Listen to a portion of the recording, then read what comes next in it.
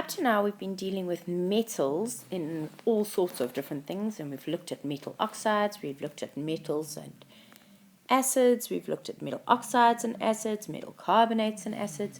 Now we're going to take a look at non-metals, and first we're going to burn 3 different non-metals in oxygen.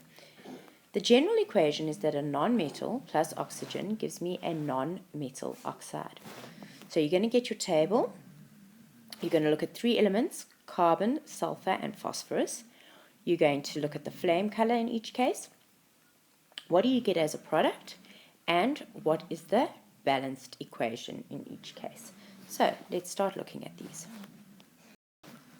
So here we've put some carbon on a deflagrating spoon, and it is in a gas jar filled with oxygen, and you can see it's got an orange glow. It's not very spectacular. It's a little bit like burning coal. Okay, so you get an orange glow over there. And if you put some universal indicator in the water down there, that water will change to a yellowish orange, meaning you've got an acidic substance.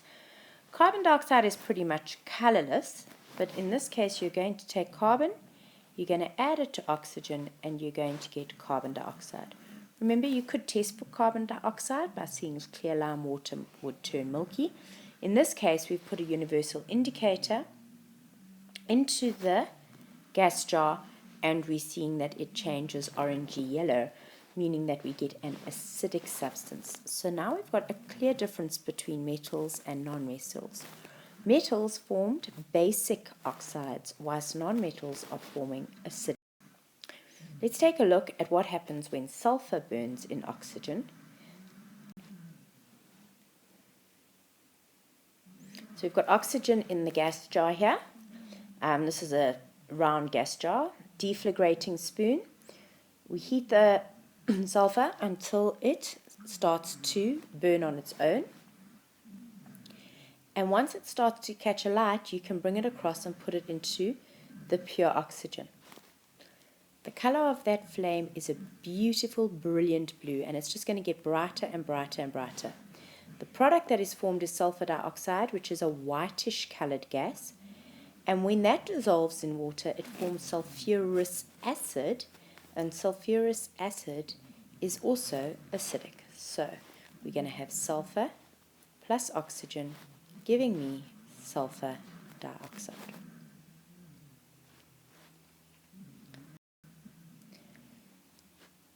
The next reaction we're going to look at is phosphorus burning in oxygen.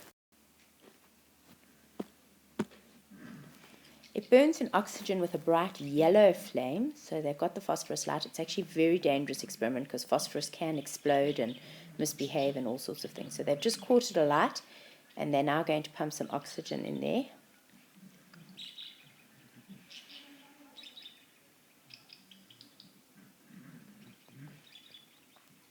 There, they've got a light in the pure oxygen, and as you can see, it is a bright yellow flame. And it's just going to glow brighter and brighter and brighter.